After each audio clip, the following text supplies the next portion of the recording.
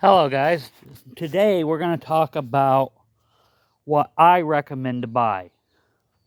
All right. Now, um, if you have a small yard like me, I have about a half an acre, and you can go up to about 1 acre, maybe 1.5 if you're really pushing it. But 1 acre is pretty much the maximum for what I'm recommending right now. What I recommend if you have between a half an acre and 1 acre is one of these AYP machines right here. LT2000, LT1000. Um, you know, they are really good machines. Um, as long as you maintain them. You want to get one with a Kohler Command single preferred. You don't want a Courage engine.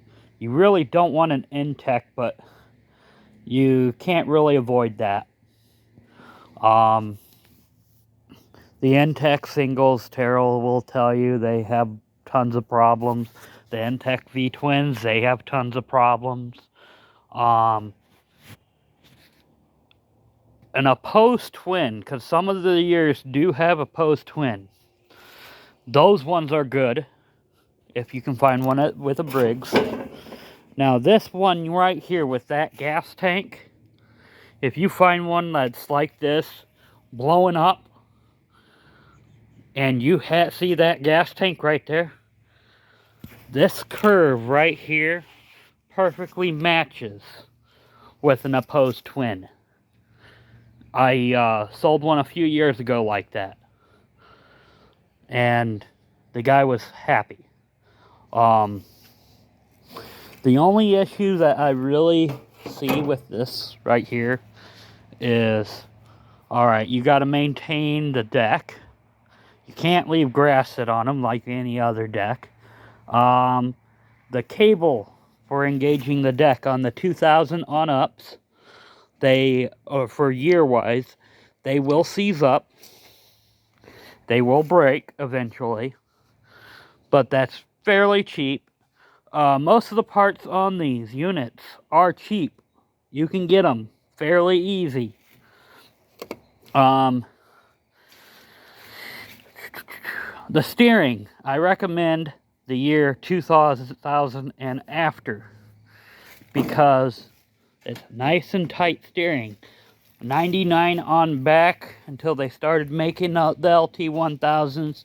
That's had that really goofy steering box, and it was plastic and bushings would wear out. I mean, that whole steering box ain't much, but you'd go through a couple of them in the lifetime that one of these tractors will be in service. But that's fine. I have not seen any issues out of the steering box on this style. This is the style I've never seen any issues out of. The drag links break on these with age. That's nothing major. But bushings in the wheels, that's common. When you live around where I live, sand gets in there, and just like I've said before, it just wears them out. So, overall, these are easier to maintain than, let's say, an MTD. And, like I said, parts are cheap. So, I'm sure I sound like, a AYP fan, because kinda I am, because, I do like old Sears. Now, if you have an acre or bigger yard, I recommend a garden tractor or a zero turn. The garden tractor I recommend is older. It's a GT 5000, 6000, the 3000. Like the deck I'm pointing at right now with the missing spindle, that's a 50 inch. And I like them. They cut really good. The 48s, they also cut really good. And I've got the 48 on the 93 over here. Like I said, I really like it.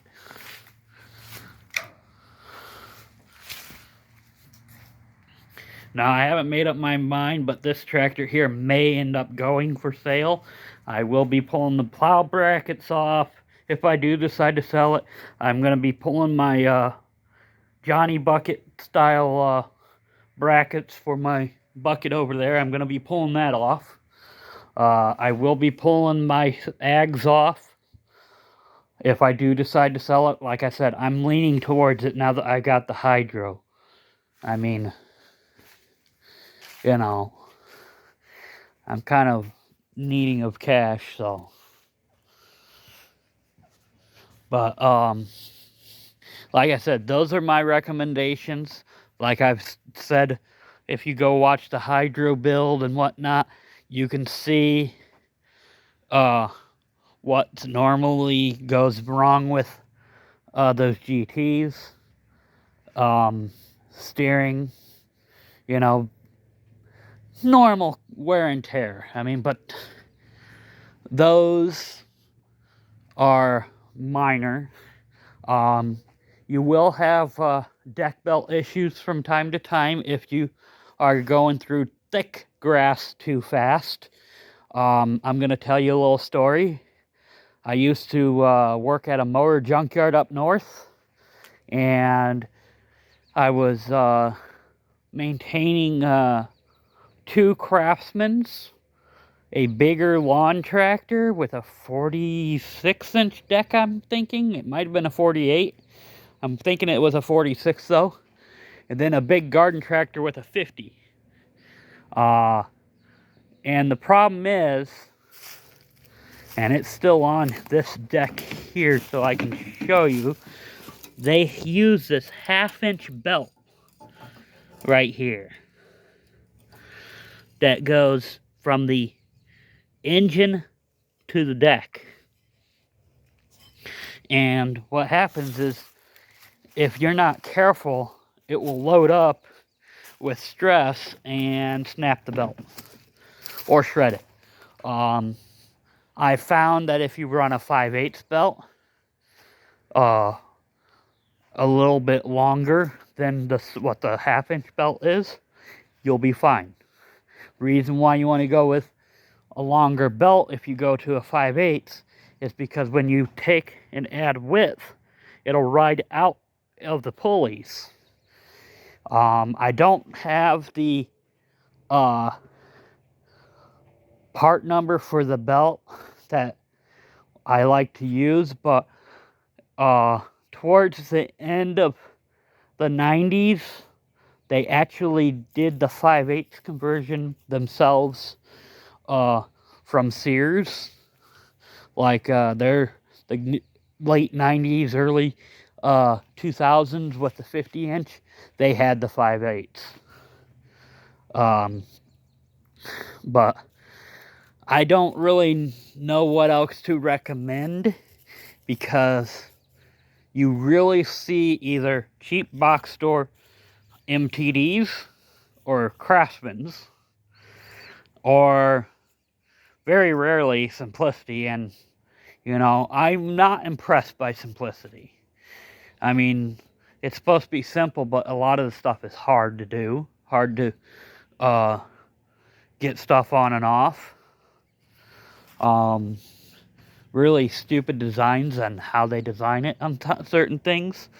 But I'm not saying that about all Simplicities, because the older ones were actually pretty nice, the garden tractors. But you know, the new stuff I'm not impressed by, from what I've seen.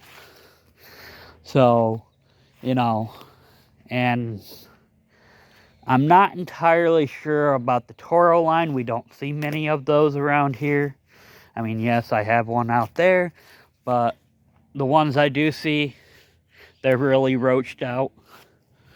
But, yeah, I'm not entirely sure on that one.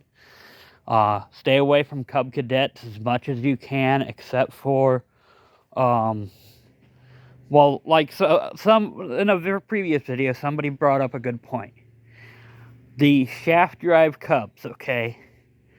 They're decent units, except for when you go to mow with them. To mow with them, it gets pricey. Because around here we see a lot of Warren pulleys. Bearings go all the time in pulleys. But just without any make, but it's more so with Cub Cadets. And, you know, it gets really pricey fast. Because let's say the mule drive pulley, that's, if I'm not mistaken, that's close to $30 per mule drive pulley on those shaft drive Cubs. And the electric clutch ain't cheap either. But electric clutches aren't cheap, period. No matter what you buy. So, you know, I'm just showing you, when you go to buy used, what I recommend. I mean, you'll have a different opinion. Everybody's got a different opinion.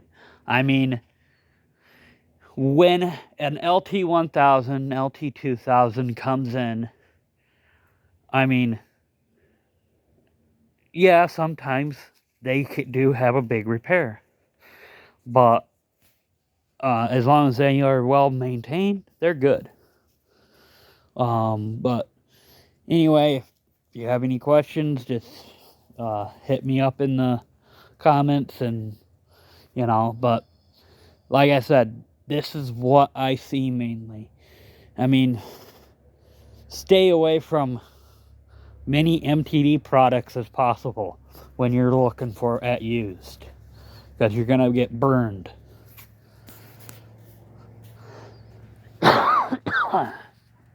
Big time. Especially if one has a drive issue. Because you got that variator, you got on the variation with like the forward and neutral reverse transmissions. That's just a nightmare. And the belts are not easy to change at times either. So, you know, I would recommend staying away from them. I don't see many Scotts. I don't see many John Deere stuff. But the box store John Deere's, if you're looking at one use, stay away from it. Because chances are your steering's going to be all wore out.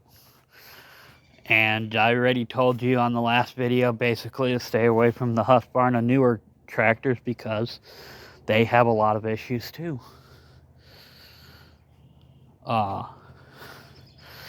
Because those ones are nothing but nightmares, because the steering wears more and more, and you'll have crooked tires, and it's just a headache. So anyway, let me know what you guys think. Like I said, I didn't cover many brands, but I'll see you guys on the next one.